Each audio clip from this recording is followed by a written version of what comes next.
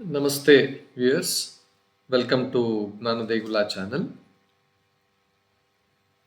In this episode, we will see the meaning of Swarga. What is Swarga? What are all the things that are there in Swarga? Where this Swarga is there, and how one can go to Swarga? All those things. Let us try to find out in detail about this. This is as per the scriptures, and then as per many of the texts written in the Hindu philosophy. But before we go to the details, I request you to please like, share, and then subscribe to my channel. Please watch the video in full. It's quite interesting. Now, coming back, the meaning of Swarga, if you can translate it to English, it will be heaven. It's a different plane altogether. It's a heavenly realm. It's a different thing. This is where all good souls are virtuous souls. That means people who have done good deeds, good karmas during their lifetime in this earth, they, before they are born again on the earth, they go there and then stay in the Swarga for some time. Or depending upon their karma, they go there and then stay. If they have done good deeds for quite a lot of good deeds, they stay there for a lot more time like this. So this is located on the upper realms of the universe. That means above this earthly nature, earthly earth, you can call it as. It is shown as a paradise filled with lot of beauty. All beautiful things are there, lot of splendor, and lot of pleasures. More or less, it is all the pleasures that we find on this earth also. The same thing are being found in a better, and then in a very beautiful way. That is how it is depicted as. It is ruled by Indra. Indra is the ruler there. He is the king. He is the king of the devas, all celestial beings. But we should know that this is a temporary heavenly abode that serves as a reward. That serves as a reward for good deeds. This is not a final resting place. This is a temporary phase. You can say that for as long as you have accumulated whatever that is there, good karmas, you can stay there. Now, some of the aspects of this Swarga are, now location, Swarga is said to exist in the celestial sphere. That means celestial, above this.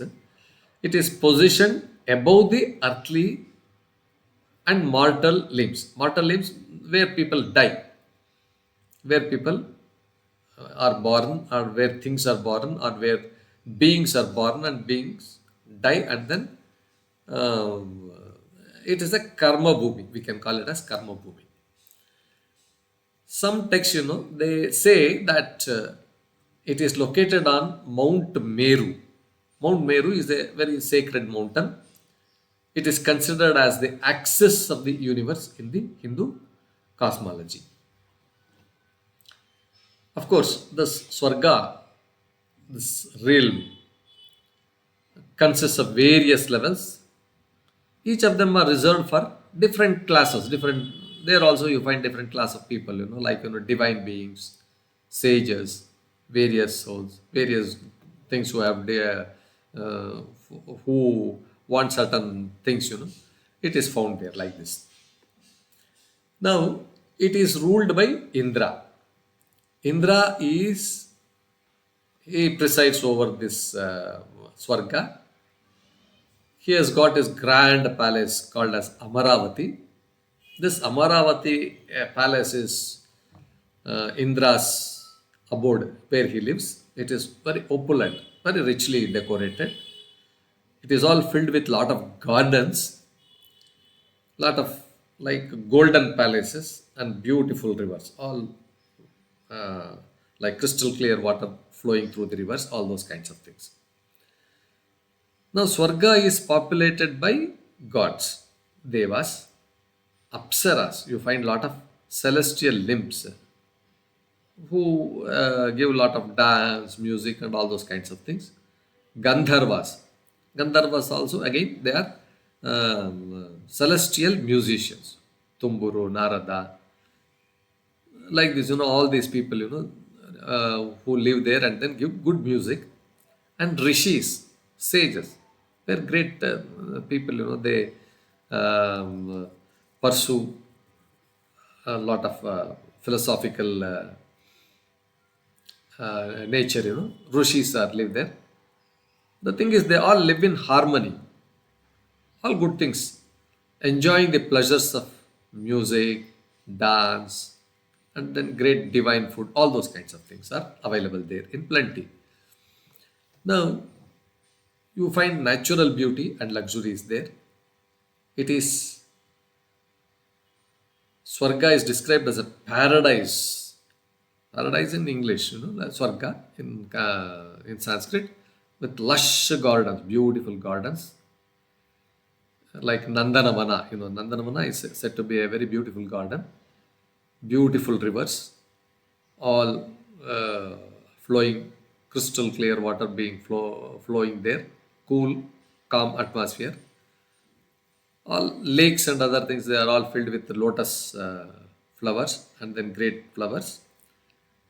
Lot of trees like the Kalpa Vriksha. Kalpa Vriksha is a wish fulfilling tree. All those kinds of trees are there. The air is filled with fragrant flowers, very fragrant, very like soothing to the nose, like this, and divine melodies. It's all soft music, something like that. It creates an environment of eternal bliss. You are always there in the eternal bliss, blissful state. This is how it is described. The people who live there, they enjoy great food. Food is quite like very rich food, and then drinks also. Drinks like amruta. Amruta is nectar of immortality. It's a kind of a nectar. They enjoy this. These drinks and food are said to be eternally satisfying. They satisfy you to the fullest extent. Now here, who can go there? It is now the karma and dharma, it comes into play. The souls are the people who are dead, the atmas, who accumulate good karma, who have done good deeds in this world, in this earth. The good deeds like virtuous acts, devotion to religious devotion, and adherence to dharma, righteous duty, right duties. That means whatever the dharma that have been prescribed by the scriptures, and also the duties, responsibilities that have been um, followed, that are being given by the state now, whatever in the present society, whatever that is there, whoever who does those duties very sincerely, truthfully, all those things, they may enter Svarga after the death as a reward, like this, something like that. The time these souls, these good souls, righteous souls, spends in Swarga, it depends on the amount of good karma you have accumulated. If the good karma accumulated is quite large, you can stay there for a longer time. If it is less, you will stay for a lesser time. So once this good karma accumulated is exhausted, the soul leaves Swarga and then it comes back to earth again, reincarnates, or it is reborn. It continues its cycle of birth and rebirth. This is the cycle of birth and death. This is the concept. Now, the place is a temporary place.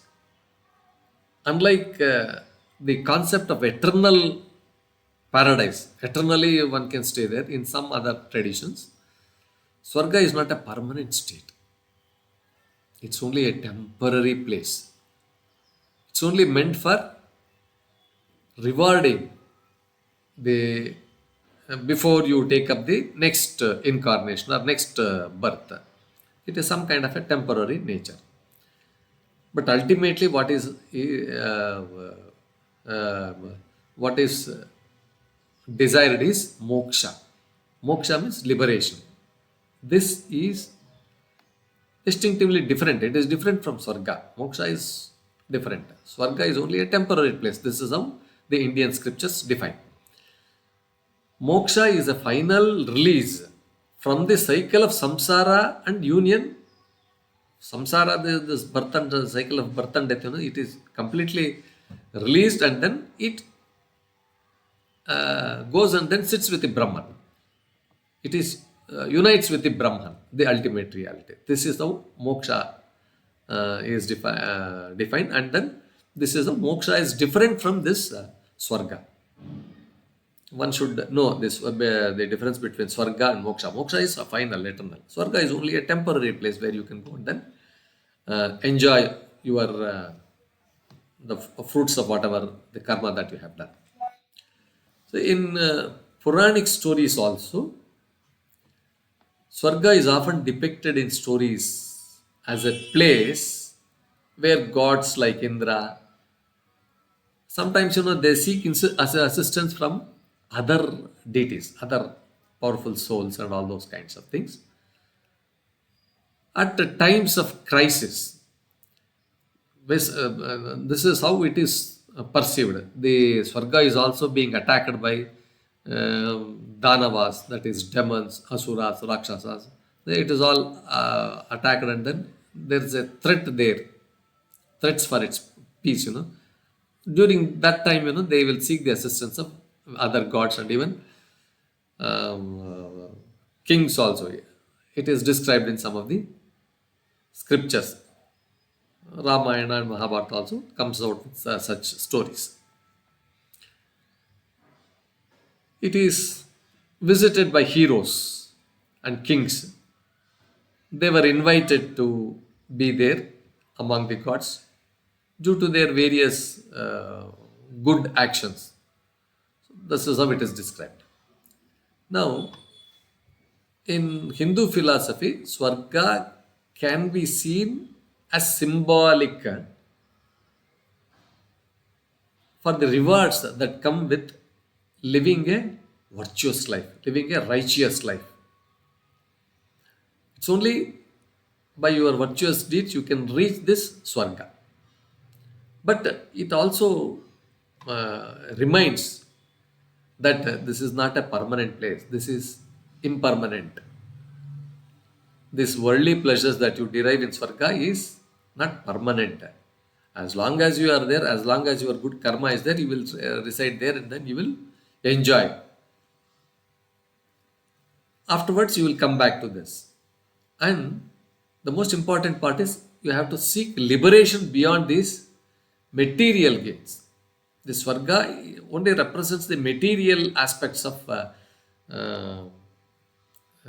material aspects which you enjoy, which one can enjoy through this body. It is the soul.